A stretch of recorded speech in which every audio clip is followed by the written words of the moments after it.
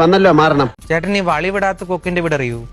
അങ്ങോട്ടേക്ക് കേറി കൊടുക്കാല്ലേ, ഞാൻ അങ്ങോട്ട് പോവാതിരിക്കാൻ വേണ്ടിയാ. ഇത് എന്നെ ഉദ്ദേശാണ്, എന്നെ തന്നെ ഉദ്ദേശാണ്, എന്നെ മാത്രം ഉദ്ദേശാണ്.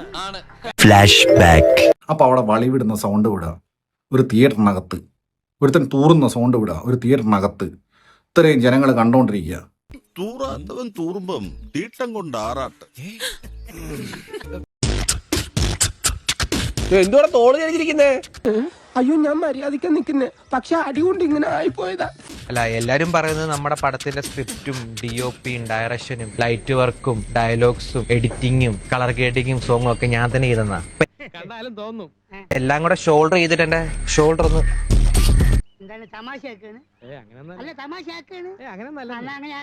ഇങ്ങോട്ട് പോന്ന്. അല്ല, ആക്ടിങ് വർക്ക്ഷോപ്പിന്. ആര് പറഞ്ഞു?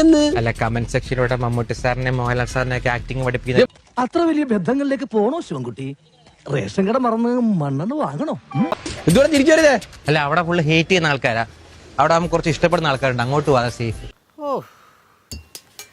എന്തൊരു ചളിയാടോ, ചളിവാരിയൊക്കെ തെറിപ്പിക്കുവോ, പൊത്തുവോ? ഞാൻ ആൾക്കാരൊക്കെ അത്യാവശ്യം ഫാമിലി ഓഡിയൻസും ആൾക്കാരെ കേറുന്നുണ്ട്. എല്ലാം നിന്റെ ഫാമിലി തന്നെ സത്യമാണെങ്കിലും എനിക്ക് അംഗീകരിച്ചു കൊടുക്കാൻ പറ്റുമോ?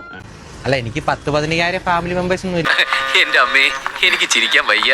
അല്ലെ, ഈ ഡയറക്ടറിന് വേണ്ട ക്യാരക്ടറും എന്റെ റിയലിലെ ക്യാരക്ടർ സെയിം ആയിട്ട് അത് തന്നെ അഡാപ്റ്റ് ചെയ്യാൻ. പോടാ, നീ എന്തിനാടാ ഇങ്ങനെ ചുമ്മാ വന്ന് പോടാ. കഷ്ടം. കൊമ്പേരിക്കാൻ നീ എന്താ കൊമ്പിയോ? നമ്മുടെ പടം കണ്ടായിരുന്നാ? ഞാൻ നിന്റെ കളിച്ച പടം ഒന്നും കണ്ടില്ല. പടത്തിലെ ഡയലോഗ് പറഞ്ഞു വായിച്ചു അടിപൊളി.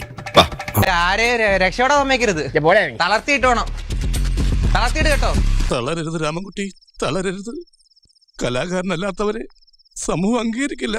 നീ സമാധാനിക്കും. എല്ലാവർക്കും സന്തോഷമായല്ലോ? എനിക്ക് സന്തോഷമായി. എല്ലാവർക്കും പിരിഞ്ഞു പോവാം.